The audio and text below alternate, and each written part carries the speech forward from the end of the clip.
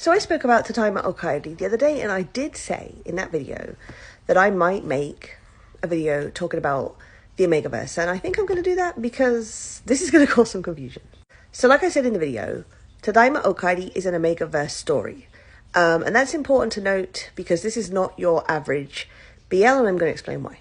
So first, let's talk about what is Omegaverse.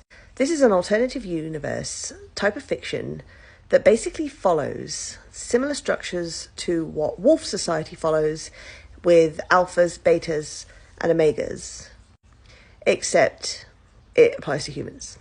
This also has an effect on how humans reproduce in this universe.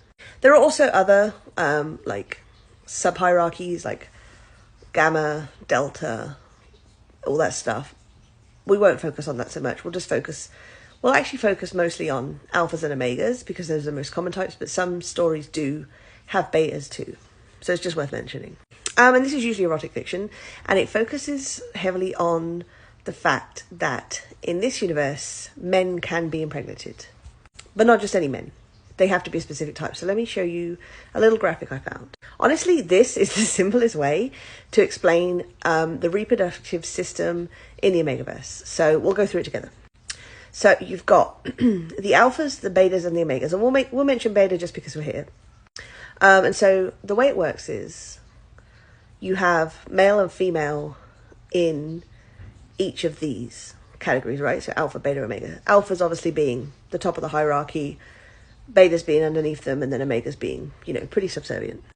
So if we're talking about males, male alphas are basically heteronormative. They just have male genitals, there's no uterus. Actually, the same with betas too. The difference being normally is that betas aren't considered as physically strong and domineering as alphas.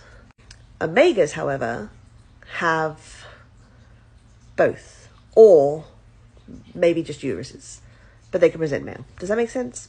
I hope that makes sense. But yes, essentially, omegas can be impregnated. Male omegas can be impregnated by male alphas. And that's the situation that's happening in Tadaima Okaidi. And he, the omega there, he even mentions it. Machan, I'm going to just call him Machan because that's what Hikari calls him, and I think that's cute. Machan is the omega, so he does have a uterus, and he did carry Hikari in his body for 10 months. So that's how it works.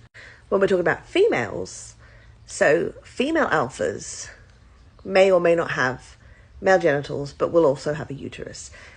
Interesting enough, with females, if they do have male genitals, normally it's retractable. That's just how it is. And then the betas and the omegas do not. They are heteronormatively female.